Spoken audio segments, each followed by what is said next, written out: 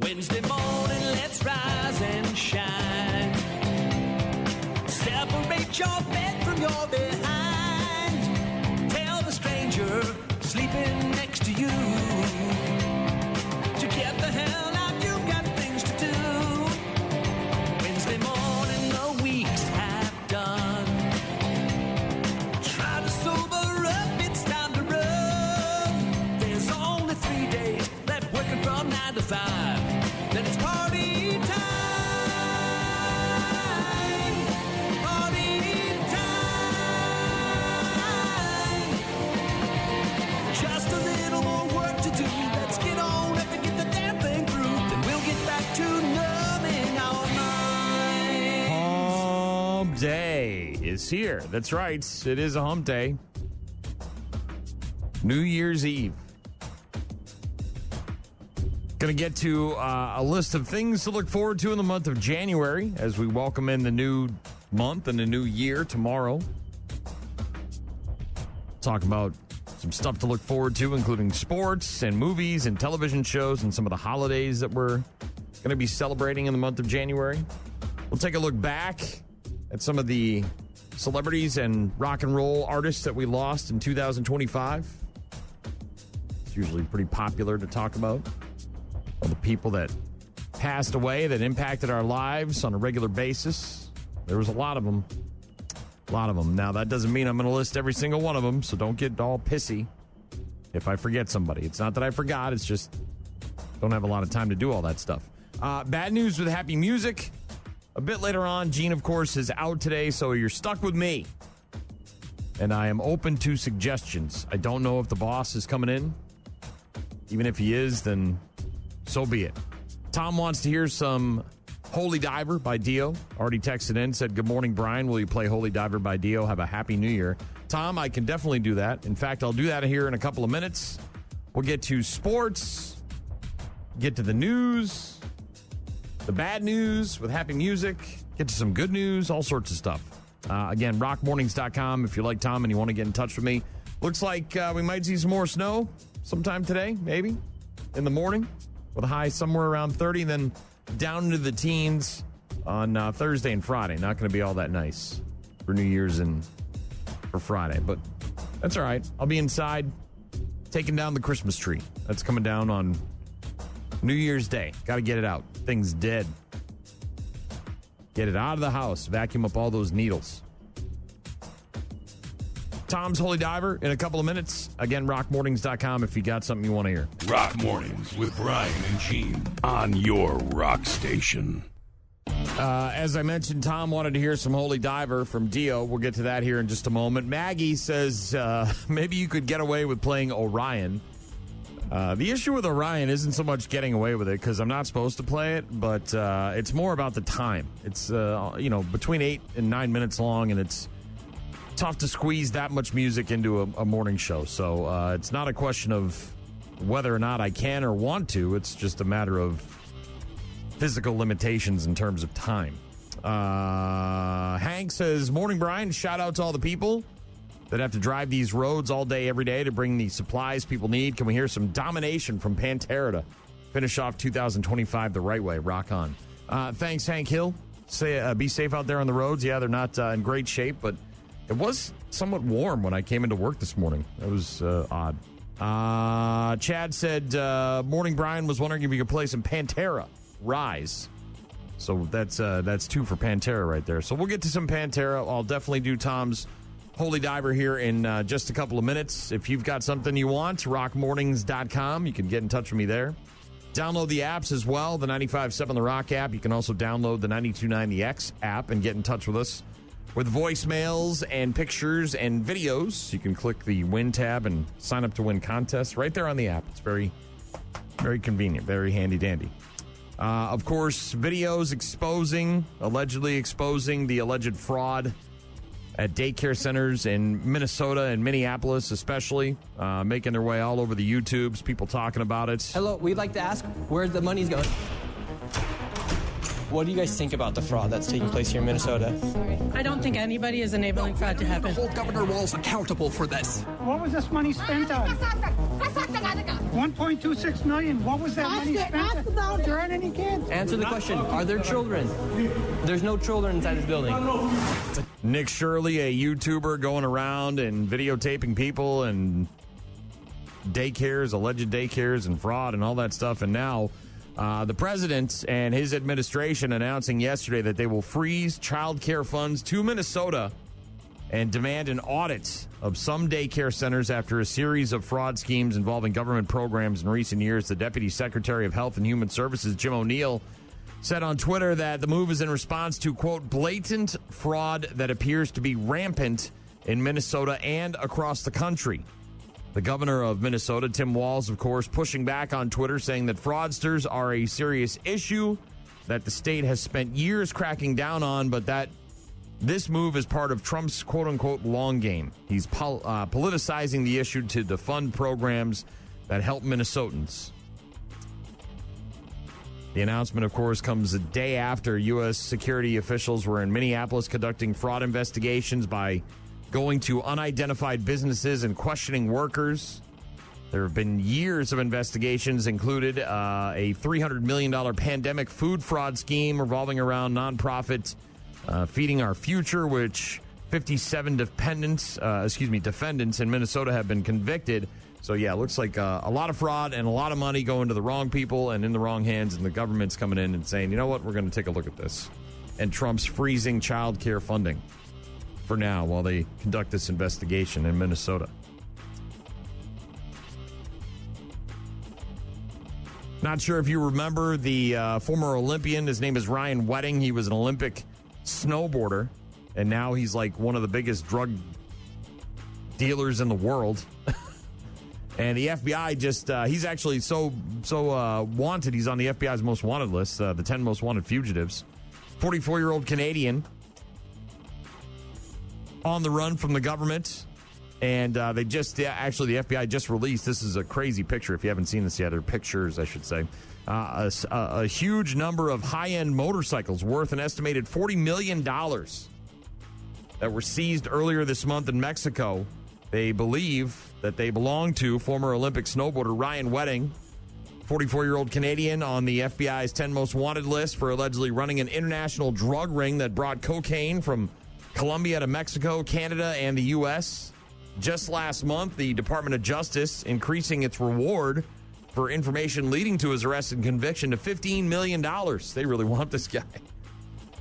Then on Monday of this week, the FBI's LA office released several photos of what Mexican officials recovered. Included were 62 motorcycles, as well as 2 vehicles, a bunch of artwork, some Olympic medals, some drugs, and other items. Obviously, the Olympic medals are what tie, this guy to the motorcycle collection. But if you haven't seen the pictures, it's impressive. There's a hell of a lot of motorcycles in there. They're in like a weird sort of like alleyway. It's like in between a couple of buildings. I don't know. But yeah, I don't know. It looks like, I'm trying to do a count here. It looks like maybe 60 or 70 motorcycles. Again, a collection worth over $40 million. And the government, the Justice Department, willing to pony up a whole bunch of money to try to track this guy down. Wedding was indicted in an L.A. federal court last year on multiple drug-related charges. New charges were added in November, alleging that he ordered the killing of a witness in a federal case. Represented Canada in the 2002 Winter Olympics in Salt Lake City. Pretty crazy stuff.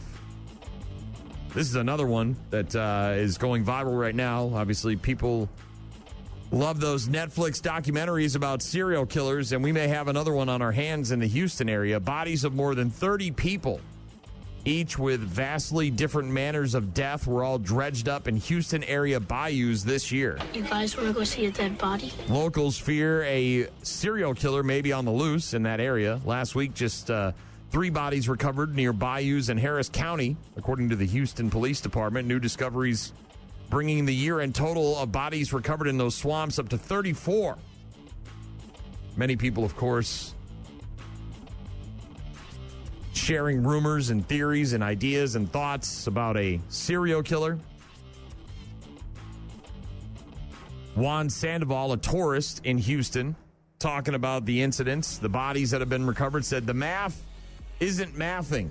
I think there's a serial killer.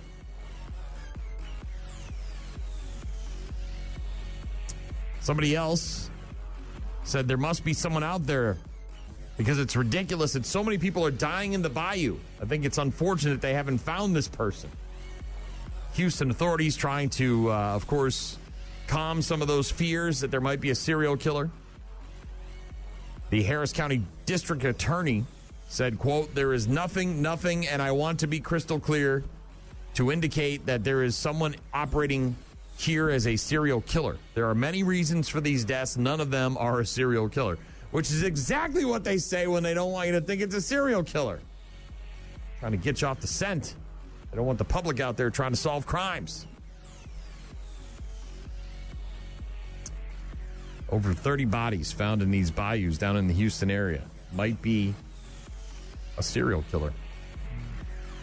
Obviously, authorities going to continue to investigate that situation. And Isaiah Whitlock Jr., The Wire, Black Klansman, The 25th Hour, The Five Bloods, a bunch of Spike Lee movies. He passed away at the age of 71. Passed away peacefully yesterday in New York City after a brave battle with a short illness, according to his manager, Brian Liebman. He said Isaiah was a brilliant actor, even better person. Storied career spanning more than 3 decades, both television and in film. Got his start on Cagney and Lacey back in the 1980s. Went on to appear in Law & Order, NYPD Blue. Unforgettable role in The Wire. The, of course, very elongated S word that a lot of people remember from that show. Unfortunately, I'm not allowed to say that on the radio. Whitlock, in many interviews, actually talked about the popularity of that phrase. He said, "I was in Grand Central Station, and far away I heard somebody say it, and they'd be kind of smiling. I'm glad people enjoy it." Yeah, I mean, that's what happens when you have a catchphrase, dude. You get known for it, and people want to yell it out to you all sorts of different places. Restaurants, subway tunnels, funeral homes, wherever you're at. Isaiah Whitlock Jr., dead at the age of 71. Speaking of people who died in 2025, we will take a look back at some of the rockers, the rock and roll alumni that have passed away in 2025, along with some of the celebrities, the bigger name celebs that lost their lives this past year. We'll take a look forward as well and give you a list of things to look forward to in the month of January. And, of course, taking your requests. Had a lot for, actually, a couple for Pantera. Tom was the one to get in first, wanted some Holy Diver, so here you go, Tom. Rock Mornings with Brian and Gene. Find them online at rockmornings.com. Requested Dio with Holy Diver for Tom. Texted in earlier, wanted to hear that. Just got a text from Dan, said, "Brian, can I see some Motorhead this morning?" Yeah, I could do that. Some Motorhead, some Pantera. We'll get to all that. I'm going to do my best to play as many of your songs as I can. You have my word. Bosses be damned. Sure, I'll get a text message at some point. I do it for you. I do it for the people. I'm a man of the people. Sports, you got the Badgers over Milwaukee last night, 80-60. Hard to come in here and win in the non-conference. 19th straight non-conference home win for Wisconsin. Well, that does it for us here in Madison, Wisconsin. 80, Milwaukee 60. Yeah, 80-60, the final score. Up next, the Badgers. Big test at home against number 5 Purdue on Saturday night. That game tips off at 7 p.m. on Fox. The Bucs have won 2 in a row in 3 of their last 4 games. They'll be at home tonight against the Washington Wizards at 7 o'clock. Final week of the NFL regular season, of course, kicks off on Saturday with a couple of games. You got Carolina at Tampa Bay, 3:30 on ABC and ESPN, followed by Seattle at San Fran, 7 o'clock, also on ABC and ESPN. The Packers are at the Vikings on Sunday at noon. Essentially nothing to play for in terms of seeding. Maybe resting a lot of starters, trying to get them healthy before they head into the playoffs. And then also on Sunday, the Lions are at the Bears, at 3:25. Bowl games yesterday. I'm up to my ass in bowls all type of bowls. Yeah, 3 bowl games, in fact. TCU beat number 16 USC in overtime, 30-27. That's the Valero Alamo Bowl. Louisiana Tech over Coastal Carolina in the Radiance Technologies Independence Bowl, 23-14. And then Illinois over Tennessee, 30-28 in the Liberty Mutual Music City Bowl. Today you've got several, actually, bowl games. Starting with number 23, Iowa, taking on number 14, Vanderbilt. That's at 11 a.m. on ESPN, the ReliaQuest Bowl. Then you got Arizona State taking on Duke at 1 o'clock on CBS and the Tony the Tiger Sun Bowl.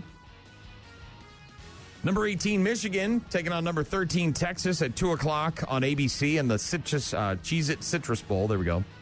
Nebraska taking on number 14, Utah at 2:30 on ESPN in the SRS Distribution Las Vegas Bowl.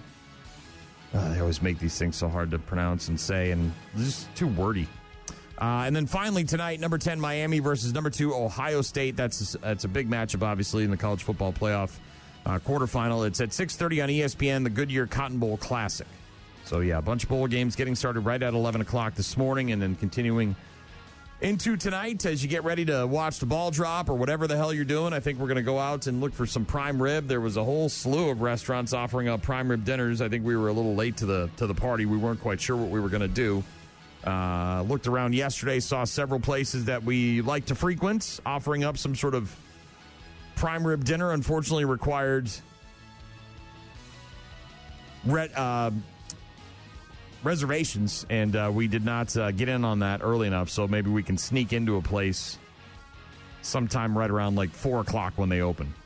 And then we're probably going to head home and watch a bunch of TV specials. I'll have a couple of beers and then probably fall asleep and be in bed by 9. Wife will stay up till who knows when. Requested Pantera and also some Motorhead coming up in just a bit. Rock Mornings with Brian and Gene on your rock station. Guess what day it is? Julie. Huh? Julie. Huh? Guess what day it is? Julie. Huh? Julie. Huh? Guess what day it is? Guess what day it is? Guess what day it is? Anybody? Anybody? Guess what day it is? Guess what day it is? Anybody? Anybody? Mike. Huh? What day is it, Mike? Huh? Woo-hoo!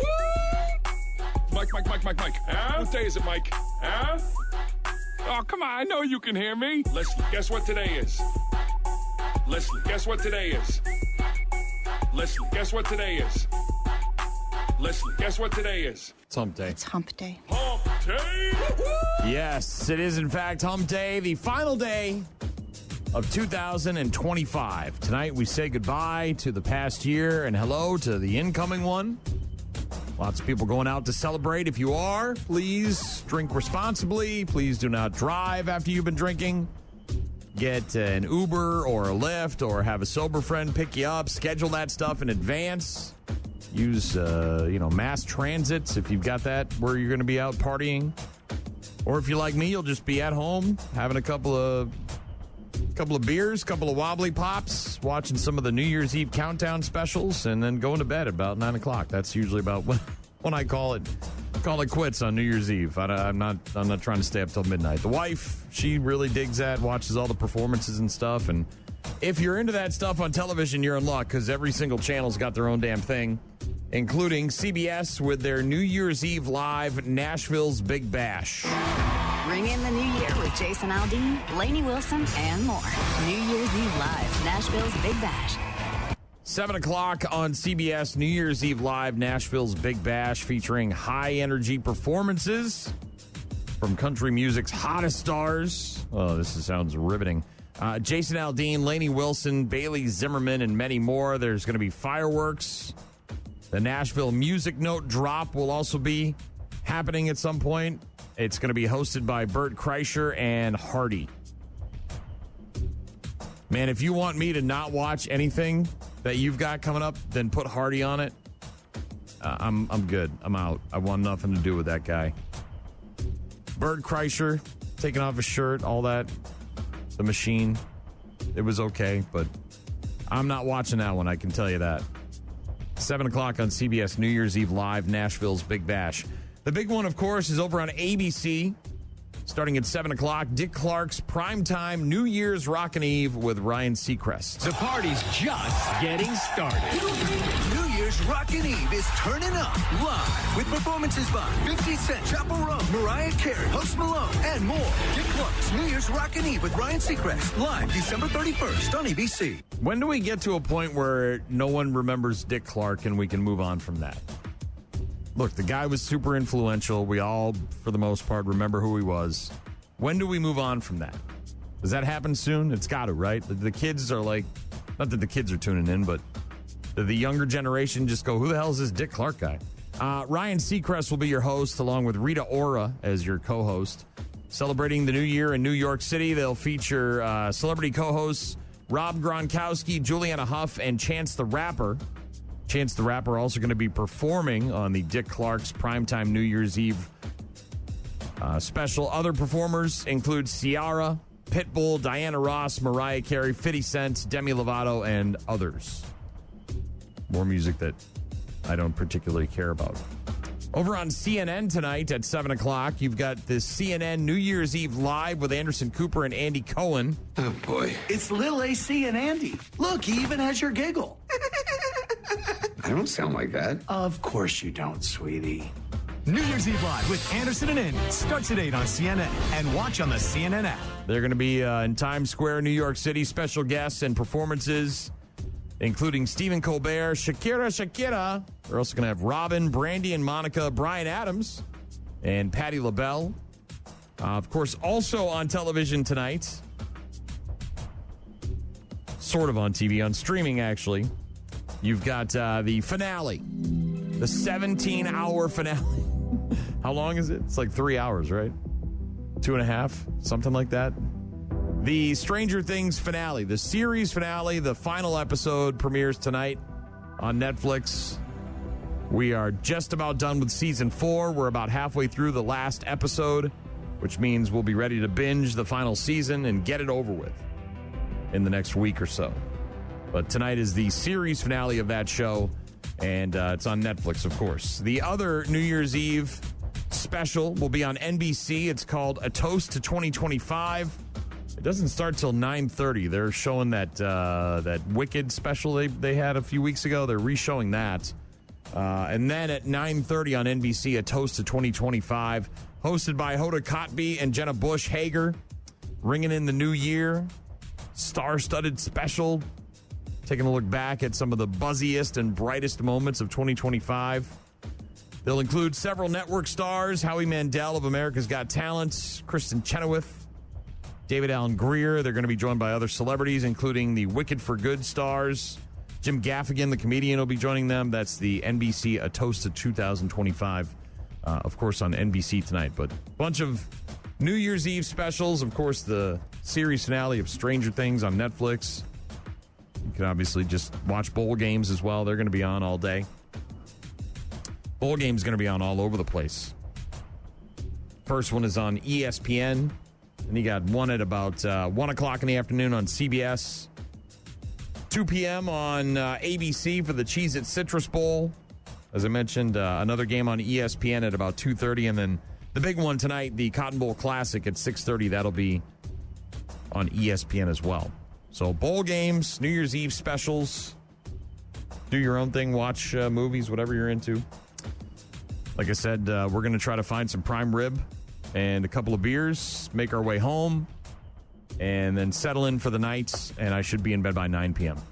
Because I'm old, and I'm lame, and I don't need to stay up and watch a ball drop. Rockmornings.com to get in touch with me. Had several requests for some Pantera. Dan wanted to hear some Motorhead. I just did that. He said, thank you. Happy New Year to you. Hope you're able to get in somewhere for some prime rib. Thank you, Dan. I figure if we go right at 4, because it seems like most of the places that are doing a prime rib special, they're opening at 4. If we can get in and get to the bar ASAP, then we should be all right, because we don't mind eating at the bar. But obviously, if you're looking for a reservation for a table at 6, you're probably not going to get one. We just, we didn't really know what we wanted to do and waited too long, so...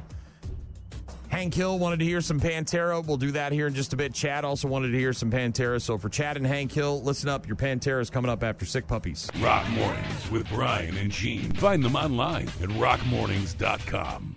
Pearl Jam, of course, on Rock Mornings with Brian and Gene. She is out today, so you're stuck with me for the next couple of hours. But I'm trying to play some killer tunes. Going to take a look ahead at what we can look forward to in the month of January as we get ready to turn the page tomorrow. Also going to take a look back at some of the more notable deaths that happened in 2025. Celebrities and musicians that we lost over the last year. We'll get to that in just a bit. A Tucson area toy store. This is a cool story out of Arizona, obviously. But in Tucson, a toy store donated hundreds of toys to children's in the area. Did I say children's? I think I did. A Tucson small business owner, turning the end of her business into holiday joy, donating hundreds of leftover toys to kids in the area that are in need as she closed her store for the very last time. Lorena Fierros owns Astro Toys, and she ended up donating 10 boxes along with 8 giant bags worth of toys to the Salvation Army there in Tucson, Arizona, just ahead of the Christmas toy drive. The donation came just days before the holidays as Astro Toys closed for good. The owner of the business, as many of us are aware, this is not something unique. It happens everywhere. She said, retail is changing a lot. She said a lot of people tend to shop online or at bigger box stores, so I think all of that together, we kind of knew we weren't going to make it. And rather than let those toys go to waste, she decided to donate them to families in need. Owner of the former toy store in Tucson, Arizona, said, we saw the impact that a small toy can make to people, so we thought let's just donate these to a lot of people so we can help so many more. Apparently holds a very personal significance for the former owner of the store. Family received help from the Salvation Army when she was much younger. She said, my mom was a single mother. There was times when she reached out to the Salvation Army, and they actually helped her out a lot during the holidays, and I remember us going there to those events when we were younger. But yeah, this woman started her business, Astro Toys, back in 2000. Sad that her business not able to keep up with the changing times. Doesn't plan to leave the toy business completely. As the location there in Tucson, Arizona was closing its doors, she decided to donate all the remaining toys rather than see them go back to manufacturers or go to waste. And help bring a very Merry Christmas to a lot of families, obviously. When you're talking about 10 giant boxes and 8 big bags full of toys going to the Salvation Army there. In other really good news, a brother and sister in Ohio, heroes, helping to save a school bus driver who was having a medical emergency. This is video footage. They have these cameras on the buses now to keep an eye on the driver, make sure they're doing the right thing, make sure the kids aren't acting up, all that stuff. The video footage shared by Crestview Local Schools in Ashland, Ohio, shows Charlie and Katrina. Charlie's 14, his sister Katrina is 8, rushing to the aid of their bus driver just about a week and a half ago. Katrina is a third grader, is at the front of the bus, noticed something was wrong with the driver, asked if she was okay. The bus driver shook her head no. Katrina then headed back to the bus, the rear end of the bus, to let her brother and other students know. Charlie then uses the bus radio to call for help. He said, when I realized something was going on, I went up there, grabbed the radio, called the school because I knew that was the quickest way to get help. Siblings remaining calm, took quick action. Katrina told the news station there that her brother, in the inside, when something's going wrong, he's scared, but on the outside, he's calm and concentrated.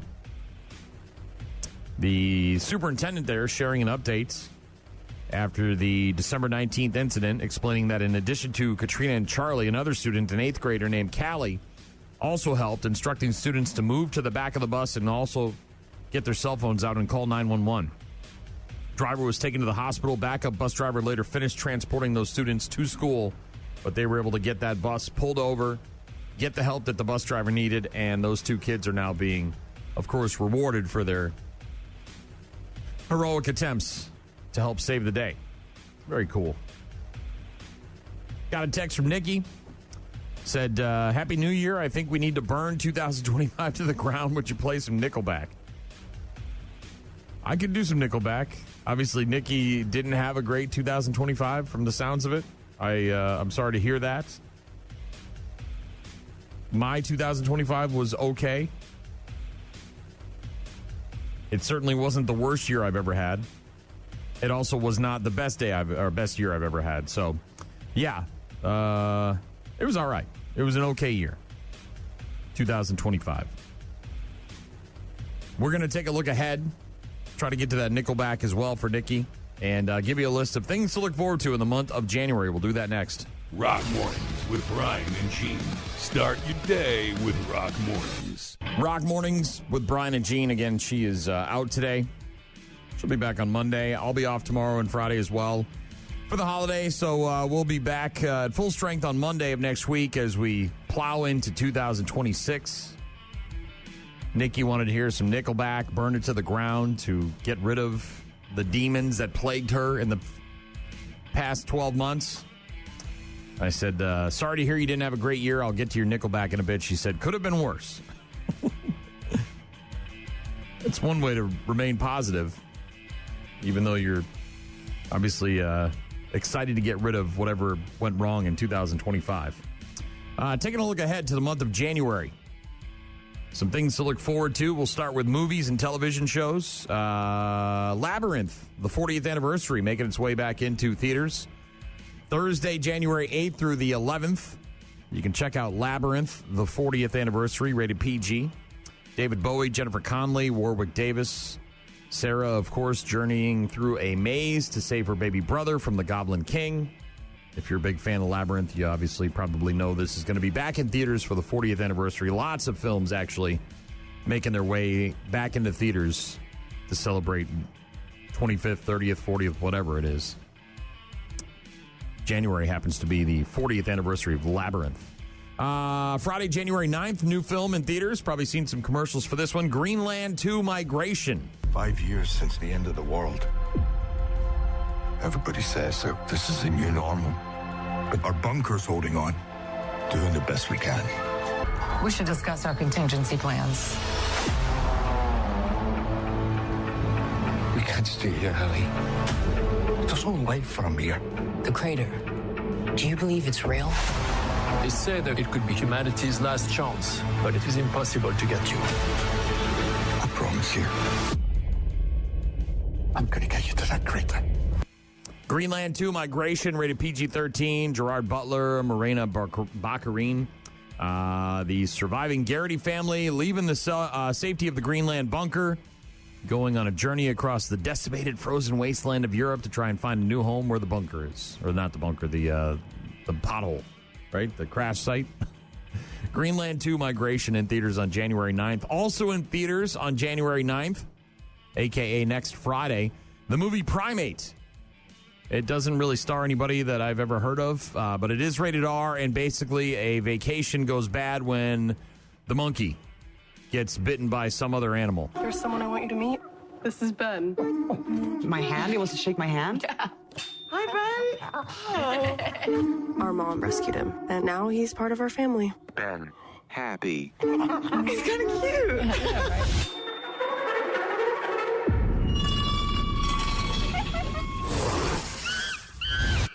Ben?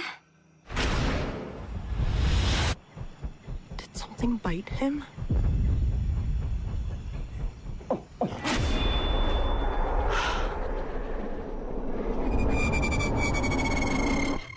Ben?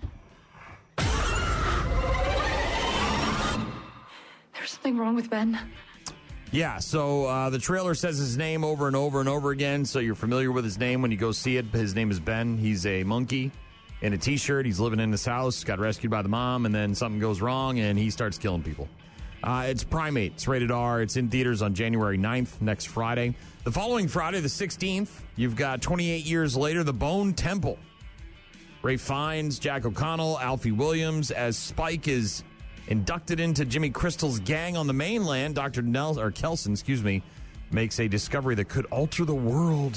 When the infected attack, what do they see?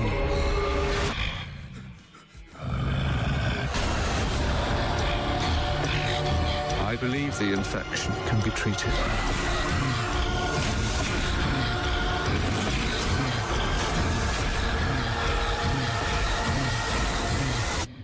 And now, a leap into the unknown. 28 years later, The Bone Temple in theaters on January 16th. Wednesday, January 21st on Netflix, Kidnapped, Elizabeth Smart. Another documentary about Elizabeth Smart. Elizabeth Smart was a 14-year-old girl.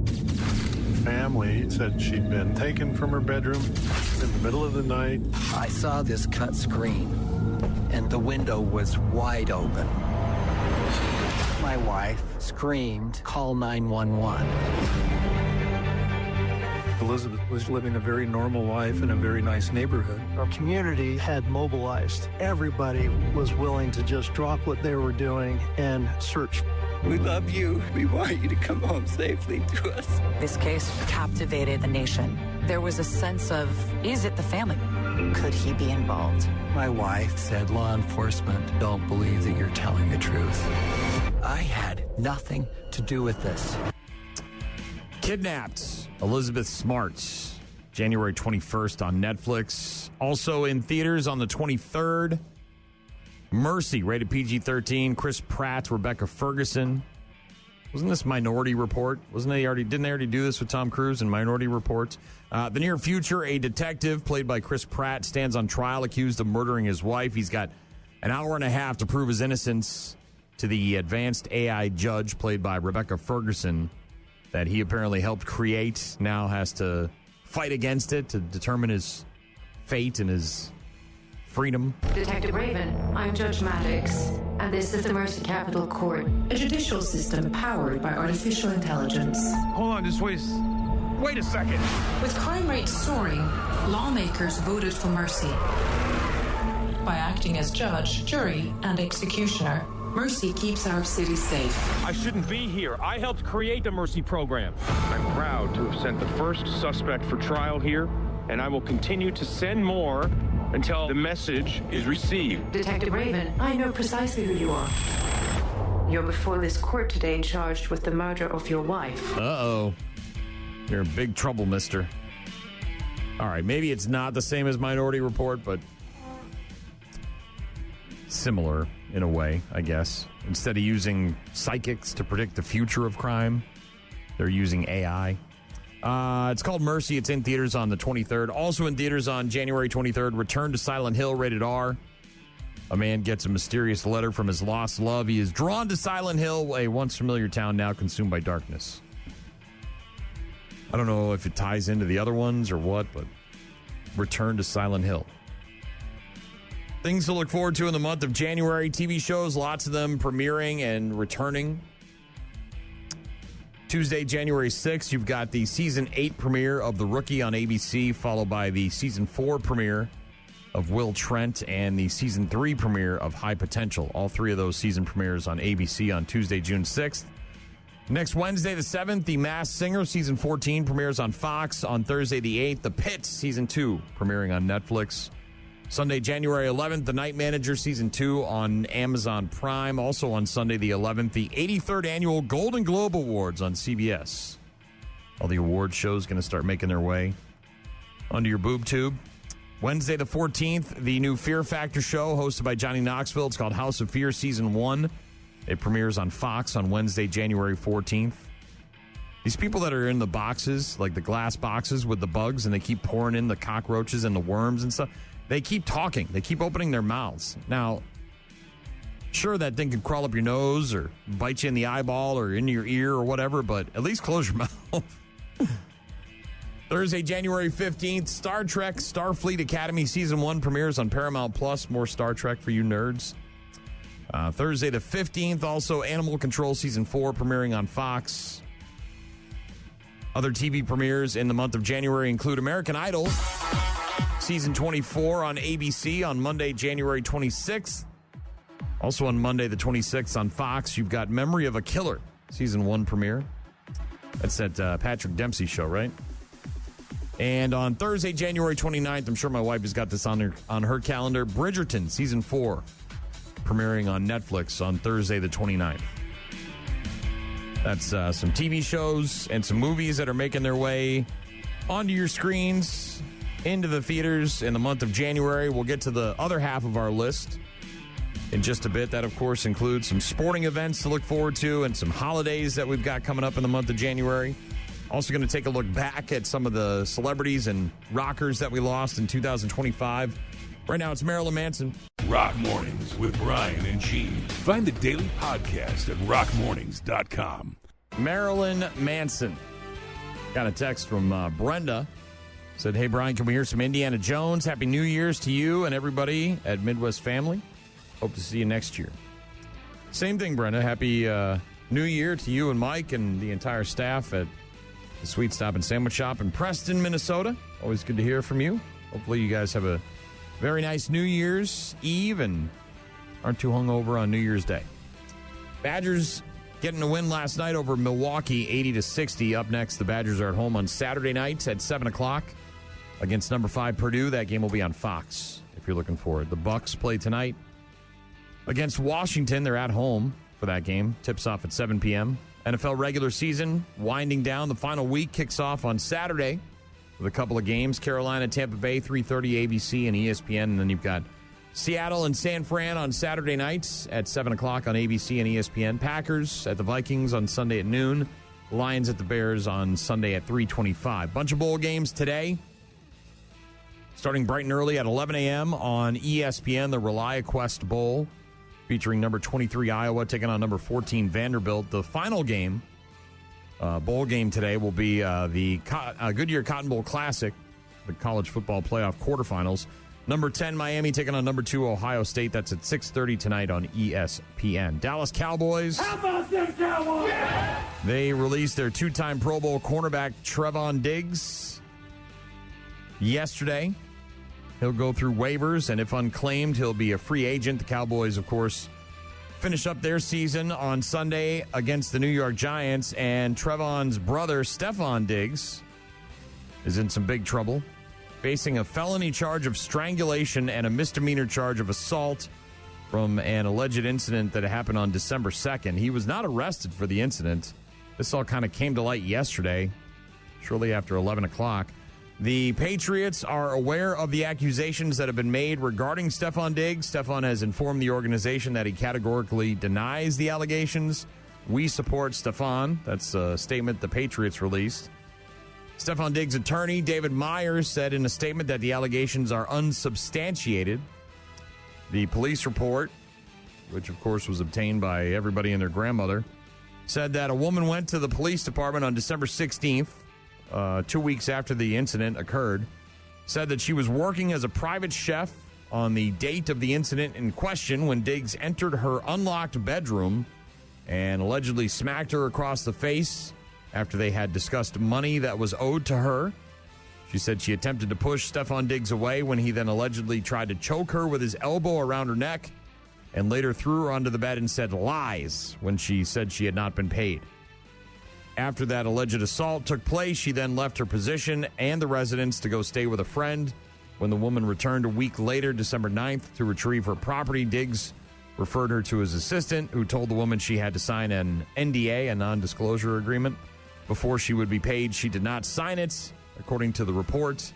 And now Stephon Diggs in a heap of trouble. It's Rock Mornings with Brian and Gene. Just got a text from Chad. Wanted to hear some Pantera. I played that, and he said, thanks again, man. Happy New Year. Thank you, Chad. Nikki wanted to hear that Nickelback, so we'll do that next. Brenda, I'm going to try to squeeze in your Indiana Jones as well. Rock Mornings with Brian and Gene. Weekdays, 6 to 9. Requested Nickelback, Burn It to the Ground, for Nikki, who said, Happy New Year. I think we need to burn 2025 to the ground. Would you play some Nickelback? I said, I'm sorry that you didn't have a very good year. Hopefully 2026 will be better. And I said I would get to her Nickelback in a bit. And she said, it could have been worse. Staying optimistic. I like that. Thank you, Nikki.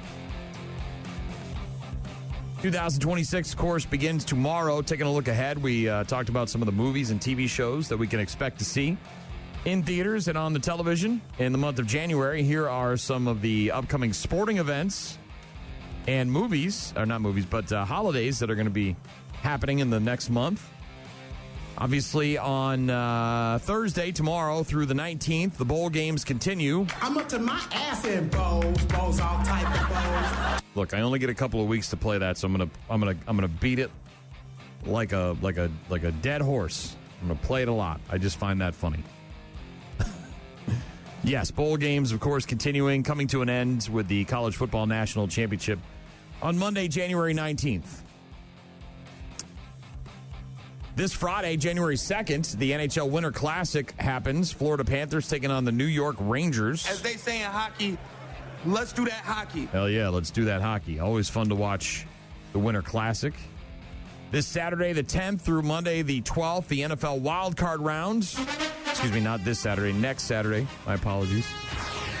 But yeah, January 10th, and so Saturday there'll be a game on two games on Saturday, 2 on Sunday, and then 1 on Monday, right? Isn't that how it works in the wild card rounds? January 10th through the 12th. Then Thursday, the 15th, the Memphis Grizzlies take on the Orlando Magic in Berlin, Germany. That's right, the NBA taking it on the road. Going to Berlin, Germany. Memphis Grizzlies versus Orlando Magic. By the way, they're going to do battle again overseas on Sunday, January 18th. This time they'll be in London. So the Grizzlies and the Orlando Magic heading overseas for a couple of games. One on January 15th in Berlin, Germany. One on Sunday the 18th in London. Saturday, January 17th through Sunday, February 1st, the Australian Open. The NFL divisional round is also Saturday the 17th and Sunday the 18th. And then the conference championships will occur on Sunday, January 25th. So lots and lots of NFL action, college bowl action, some tennis getting started. Going to be some NASCAR practice races in the very near future, but some sporting events to look forward to in the month of January. Now on to the holidays. Tomorrow, Thursday, January 1st, it's New Year's Day, obviously. National Bloody Mary Day. And it's also National Hangover Day for obvious reasons. I've got a hangover. Who knows what that means? Doesn't that mean you're drunk? No. It means I was drunk yesterday. Saturday, January 3rd is J.R.R. Tolkien Day. So read The Lord of the Rings or watch the movies or play some sort of video game. Tolkien Day this coming Saturday. Sunday, got your dinner plans made. Sunday, January 4th is National Spaghetti Day. I thought Wednesdays were Prince Spaghetti Day. It's an Italian dish, so shouldn't we say it properly? Like spaghetti, not spaghetti? Thank you, Giada. National Bird Day is on Monday the 5th. Hey. Yes. I want my bird. You want a bird? A bird? You want a bird? I want my bird. I want my bird. National Bird Day, Monday, January 5th. On the 7th of January, that's a Wednesday, it's National Pass Gas Day. I fart in your general direction. Your mother was a hamster and your father smelled the elderberries. So feel free to just let it loose on Wednesday, January 7th for National Pass Gas Day. Snuggle a Chicken Day is on Thursday, January 8th. So if you got some chickens in your backyard, go on out there with a sweater and snuggle away. Sunday, January 11th is National Milk Day. Milk was a bad choice. Yeah. The following day, Monday the 12th, is Kiss a Ginger Day. Obviously, consent and all that stuff. National Dress Up Your Pet Day is on Wednesday the 14th. I thought that was Christmas. Wasn't it Christmas to dress up your pet day? January 16th, that's a Friday. It's Appreciate a Dragon Day.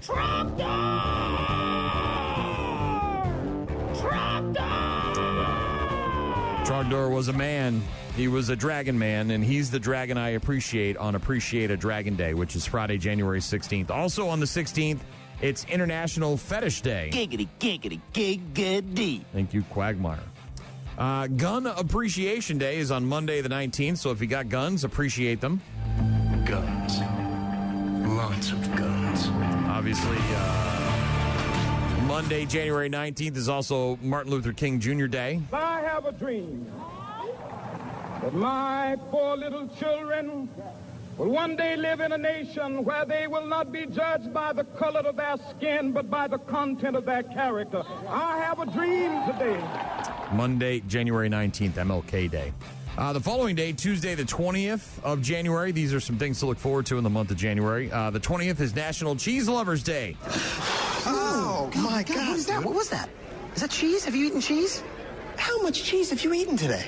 How much cheese is too much cheese? Any amount of cheese before a date is too much cheese. I had a lot of cheese. I had a block of cheese. Okay, just a block of cheese. I was very nervous. I started eating cheese, man. Calm you down? Does that calm you down? Just don't breathe in her direction, okay? Whatever you do. What's your spaghetti policy? Speaking of Spaghetti Day, National Cheese Lovers Day on Tuesday the 20th. Aw, Wednesday the 21st, National Hug Your Puppy Day. That's every day. Come on now. Friday the 23rd of January is Measure Your Feet Day. I don't even like feet. We're well aware of that, Shaw. Well aware of that. Measure Your Feet Day on January 23rd. Really beautiful feet. Thank you, Sexy Rexy. Tuesday, the 27th of January is the Holocaust Memorial Day. And then on January 30th, Friday, the 30th of January, Yodel for Your Neighbors Day. I got a feeling got him blue. Oh, Lord, did my baby say goodbye? Oof. Lord, I don't know what to do. All I do is sit inside. Yo. Don't come to my house and yodel for me on National Yodel for Your Neighbors Day. Please don't do that. Some sports to look forward to in the month of January, along with some weird-ass holidays that are coming up in the new month, first month of the calendar year. Got some Indiana Jones for Brenda. She texted in, wanted to hear that. We'll do it right after POD. Rock Mornings with Brian and Gene. Find them online at rockmornings.com. Taking a look back as we were looking ahead earlier at things to look forward to in the month of January, which, of course, begins tomorrow.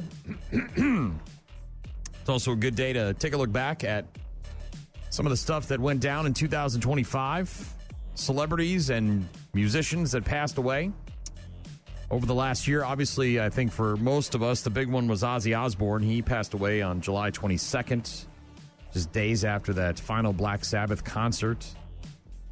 Tragedy in the world of music. Just absolute tragedy. Hell of a life, though. Hell of a life. Also passing away in the world of music. No real rhyme or reason here in terms of dates and whatnot or importance. But David Johansen, who, of course, also known as Buster Poindexter, he died on February 28th. Brent Hines from Mastodon, formerly of Mastodon, they obviously had a bad breakup there at the end, and then he died shortly after that. He passed away on August 20th. Ace Frehley from Kiss, dying just a couple of months ago on October 16th. Brian Wilson, Beach Boys, June 11th. Sam Rivers, the bass player for Limp Bizkit, he passed away also on October 18th, just 2 days after Ace Frehley passed away. John Sykes, who was the guitarist for Thin Lizzy and also Whitesnake at some points in his career, he died early this year on January 20th. Rick Derringer, Rock and Roll Hoochie Coo, he died on May 26th. Sly Stone, June 9th. Rick Davies from Supertramp on September 6th. Just had a death a couple of days ago. The guitarist for The Cure, keyboardist, I believe, for The Cure, Peter Bamonte, he died on December 26th. Jill Solbuel, who had that song, I Kissed a Girl, not the Katy Perry song, a different version of it, I guess, May 1st. And also Jelly Bean Johnson, the drummer for Morris Day and the Time, he passed away on November 21st. I don't have time to name them all. There's obviously a bunch of other musicians that passed away in 2025. Those are some of the bigger names. Some of the celebrities that we lost in 2025. And again, I don't have time to name everyone, so I apologize if I don't name your favorite person. But David Lynch, the movie director, back in January on the 15th. 1 day later, our very own Bob Uecker passed away on January 16th. That was a lot of tragedy to start the year with.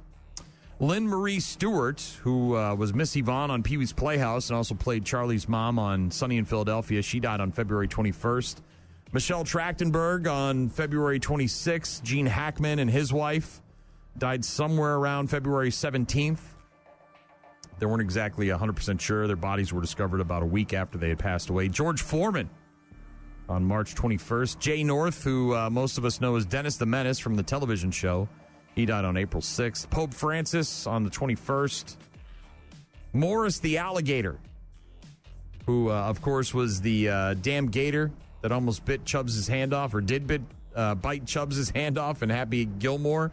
He was somewhere between 80 and 100 years old, apparently. Morris the alligator. He died of natural causes back in May. George Wendt, who played Norm on Cheers, he died on May 20th. Phil Robertson from Duck Dynasty, he died on the 25th of May.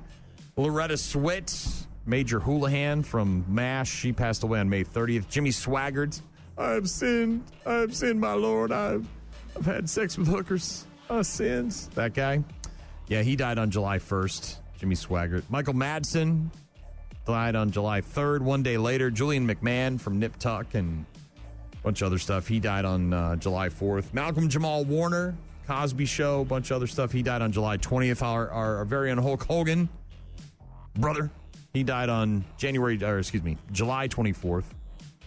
Lonnie Anderson, WKRP in Cincinnati, she died on August 3rd. Terrence Stamp, Neil before Zod, he died on August 17th.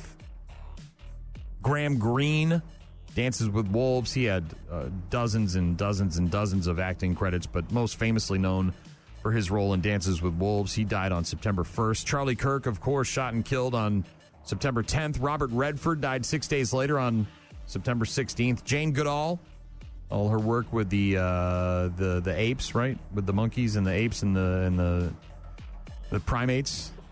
She died on October 1st. Diane Keaton, the actress, died on October 11th. Diane Ladd, a couple of Dianes there. She died on November 3rd.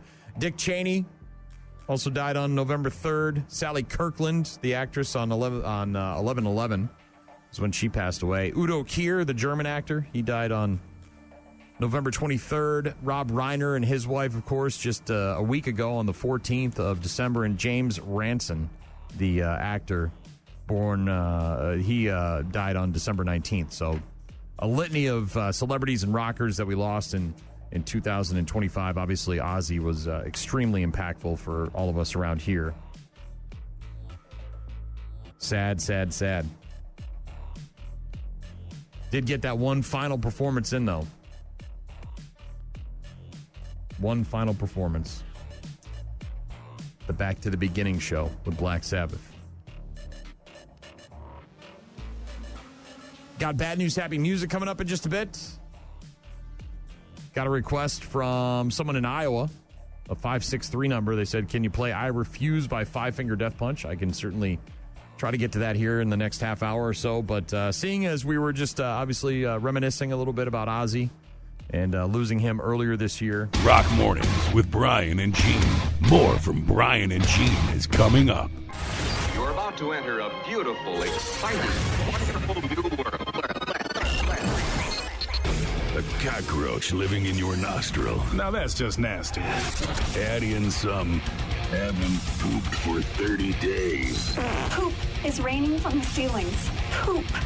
And sprinkle in some hashtag Florida Man for flavor. Florida Man. Florida Man. Florida Man. Florida Man. Florida Man. Florida Man. Florida Man quits his Burger King job, steals all of their chicken nuggets. It's bad news. Bad news. With happy music. Let's rock. Oh, my. Our final bad news of happy music, or bad news with happy music of 2025. But don't worry, we'll keep doing it in 2026 because there's never any shortage of bad news. It's just constant.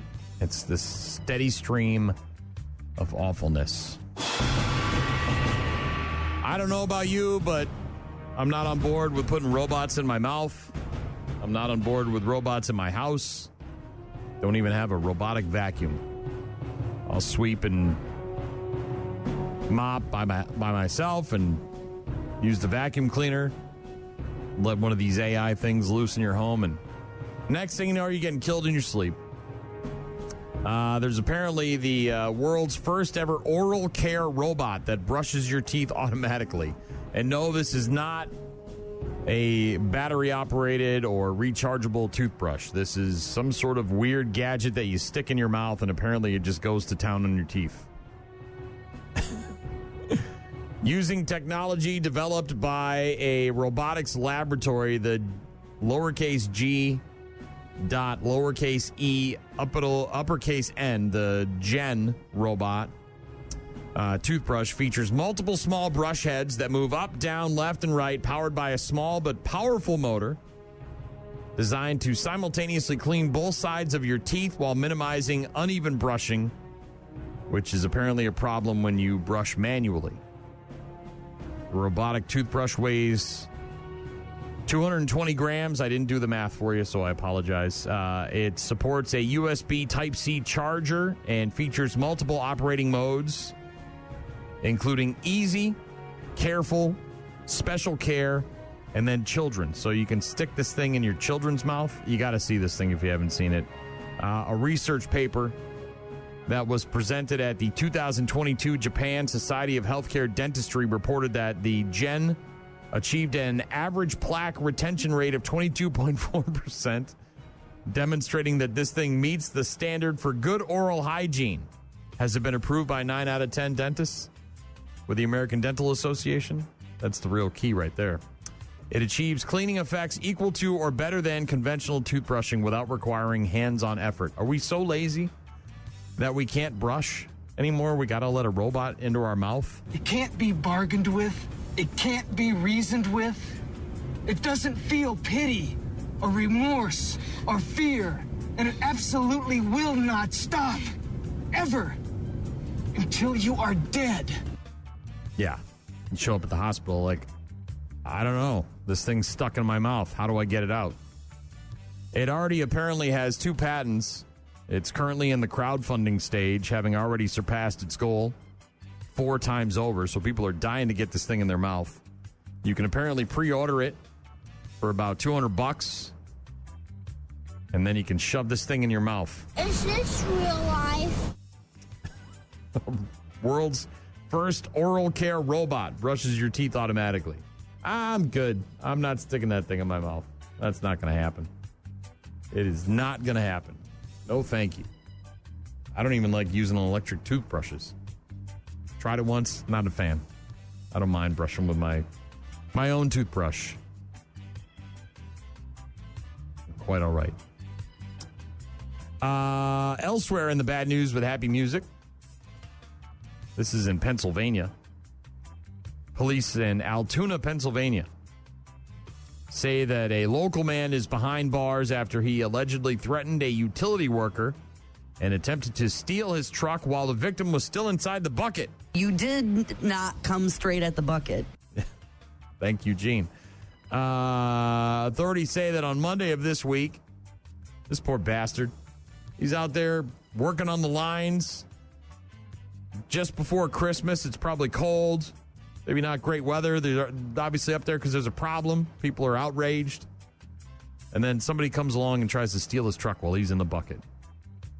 Monday night, 41-year-old Dwight Gray Jr. allegedly approached the worker's vehicle and attempted to rob the victim. Police say Gray reportedly instructed the victim to exit the bucket and, quote-unquote, empty his pockets. When the worker then refused, Gray threatened the man, telling him he would empty the clip on him. Officers say that's when Gray then reportedly tried to enter the truck and drive away while the worker was still in midair in the bucket. Thankfully, according to investigators, Gray was unable to move the truck and then allegedly proceeded to climb approximately halfway up the arm towards the bucket like he really wants to rob this guy. Before then he changed his mind, descended back to the ground, and fled in another vehicle. Police officers later located this guy's vehicle, attempted a traffic stop. While doing so, police say that Gray reportedly exited his vehicle and approached the officers while making claims of harassment. He was found to be under the influence, taken into custody without further incidents. He has been jailed on a variety of charges, including felonies for aggravated assault, terroristic threats, and reckless endangerment. Boy, this guy was really on a bender. So he was drunk or high or whatever, and he was driving around, and he saw this guy in a bucket truck and said, this is the perfect opportunity for me to rob somebody. The guy's up in the air in the bucket. I'll threaten to shoot him from down here. That didn't work, so now I'll get in the truck, try to steal that. Well, I can't figure out how to drive this damn thing.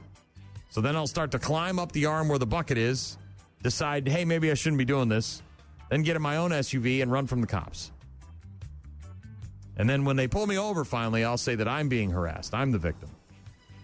Yeah. Welcome to America, 2025.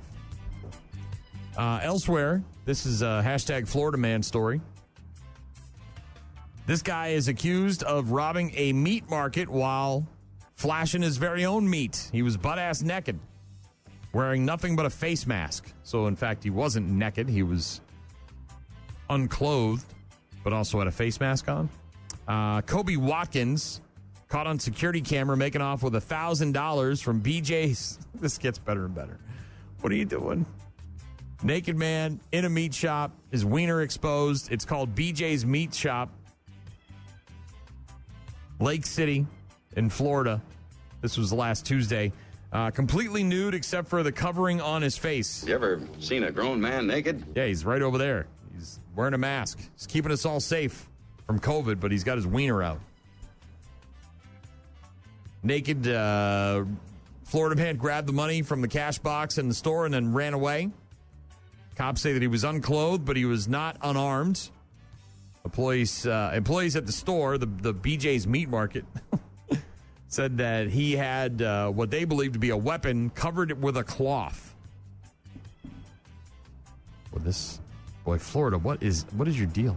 Police responding to the meat market formed a perimeter, found evidence, including clothing and other items believed to be connected to the robbery.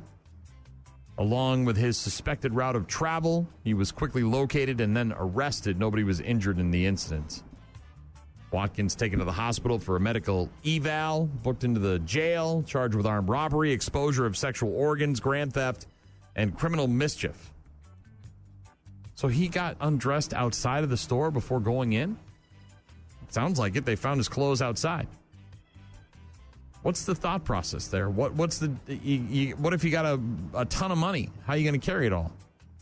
At least if you have some pockets.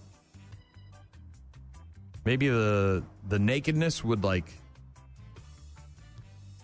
freak people out so much they wouldn't be able to identify you. I'm trying to understand the thought process of the naked crime, the naked robbery at a meat market, no less. Very difficult to understand the hashtag Florida man, what goes through his brain. Last but not least, bad news, happy music. This is horrific, obviously. This happened in Oregon. Hospital workers apparently wrongfully inseminated a woman during a fertility procedure to get pregnant with foreign sperm from a stranger instead of her husband's, resulting in the birth of a baby girl who apparently suffers from medical issues that were inherited from the biological father. This is all according to a lawsuit. The wife and husband, who remain essentially anonymous in the lawsuit, in their legal complaints, say they were, quote, stripped of the unifying bond of creating shared life while also being permanently reminded that their firstborn child was a mistake. They are suing Oregon Health and Science University and Providence Health, looking for $17 million in damages. Wrongfully inseminated.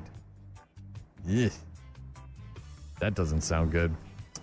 According to the lawsuit, the woman had to bear the humiliation, discomfort, and physical distress of carrying the pregnancy to term and laboring and delivering a child conceived due to the wrongful use of another male's semen specimen. The husband was stripped entirely of his biological fatherhood of the firstborn child with his wife. The couple underwent the procedure in 1981 after being referred to its family planning unit.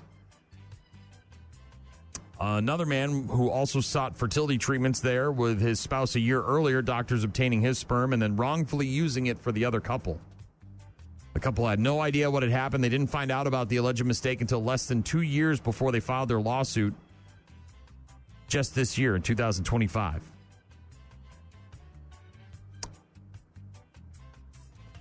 Couple raised the biological child, never thinking that the hospital or the health insurance or the health company had wrongfully inseminated them with foreign semen.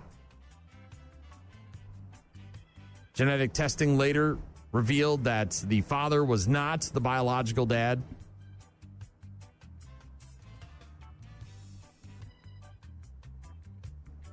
The Oregon Health System there attempted or is accused of attempting to conceal or otherwise deny they wrongfully inseminated this woman.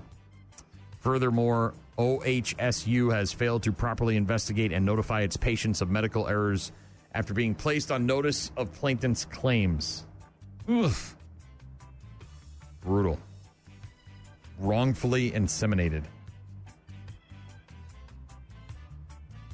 Bad news, happy music on Rock Mornings with Brian and Gene. We'll get to our daily check-ins in just a couple minutes. Rock Mornings with Brian and Gene. Find them online at rockmornings.com. Call. Hello. Email. I tried emailing you. Text. So many ways to check in with us. Check. We rely on you guys for traffic updates, requests, and all sorts of other stuff. Check this out. Rockmornings.com is the website. Head there for all of our contact info. Got a text from, or actually a message on Facebook from a friend of mine, Renee, who said, hoping 2026 is as badass as you. LOL. Thanks for making my mornings better. You're welcome, Renee. Thanks for listening. Appreciate that. Always a pleasure. Got a text from my guy, Jake, at Twisted Skull Studios, who said, the movie Runaway with Tom Selleck and Gene Simmons. That movie was so effing bad. It was so bad. Look, everybody in the 80s was doing some kind of crazy robots, go haywire movie. All right, maybe not everybody, but a lot of people were. And that was one of them, and it was really, really bad. I remember it. I don't remember the dental scene, if there was one. I was talking about the world's first ever oral care robot that apparently has gotten some patents and is being sold for $200 online if you want to stick a robot in your mouth and let it clean your teeth because you're either too lazy or you think you don't do a good enough job. I don't necessarily remember if there was a scene involving an oral care robot in the movie Runaway, because I think I saw it once and realized this is such horrible hot garbage. I'm never going to remember it. Yeah. Thank you, though, Jake from Twisted Skull. Appreciate it. Always a pleasure to hear from you. It was so bad. I don't know if it's because I just don't like Gene Simmons it wasn't a good movie in the first place, but he just makes everything worse to me. Somebody in Iowa texted in, wanted to hear some I Refuse by Five Finger Death Punch. I did not have time to get to that. I apologize. I did have time to get to a bunch of requests this morning, though. Brenda texted me earlier, said, can we hear Indiana Jones? Happy New Year's to you and everybody at MWF. Hope to see you next year. I said, thank you very much. Happy New Year to you and Mike. Paul texted in about the website. Apparently there was an issue with that. Sorry, Paul. I'll try to get that fixed. Somebody else said, I was wondering if there was any plans for the Ultra Rocks concerts this upcoming summer. I enjoyed going to those, and it gave me something in town to do versus traveling to multiple shows. I said, as far as I know, the plan is to have shows there again. I know they had some trouble with scheduling and whatnot last year, but we're waiting to find out what's going on there. And as soon as we know, of course, we'll be sharing that info with you. So thank you for the interest, and we'll definitely keep you informed on that. A text earlier from Chad said, good morning, Brian. Was wondering if you could play some Pantera. I did that. Hank also wanted to hear some Pantera. He said, good morning, Brian. Shout out to all the people that have to drive these roads all day, every day to bring supplies that people need. Can we hear some Pantera to finish off 2025? And yes, I did some Pantera for you and for Chad. Nikki said she wanted to hear some Nickelback, Burn It to the Ground. Did that as well. Dan wanted to hear some Motorhead. Did that. Maggie also requesting some Orion. I told her the issue with Orion is the length of the song. Tom texted in and said, good morning, Brian. Will you play some Holy Diver? I did that. So, Tom, thank you very much. Appreciate all the texts and correspondence. Always good to hear from you guys. Hope you have a great New Year's Eve. Celebrate accordingly. Have some fun. Find some food. Drink some beers. Pop some corks. Whatever you do. Please party responsibly. Don't drive drunk, obviously. There's a lot of options. There's no reason to drive drunk anymore. I mean, there really isn't. I mean, you literally have a cab on your phone that you can get in touch with. You know, bars are offering the Tavern League free ride program, right? Take advantage of that. Mass transit, a lot of buses will be running extra late, stuff like that. Keep an eye out on your friends, too, if you're out with especially some younger people that maybe don't party on a regular basis. As I mentioned earlier this year, I got roofied at Oktoberfest. It can happen to anybody. So please, if you're going out in a group of people, try to remain in that group. Keep an eye on everybody. Be responsible. Maybe take someone that either stays sober or doesn't drink as much. Too many things have happened in cities like this all across our country, including our own cities, where people party and the next thing you know, we've got a tragedy on our hands. So let's try to make that not a reality. Have a good time, and we'll talk to you on Monday.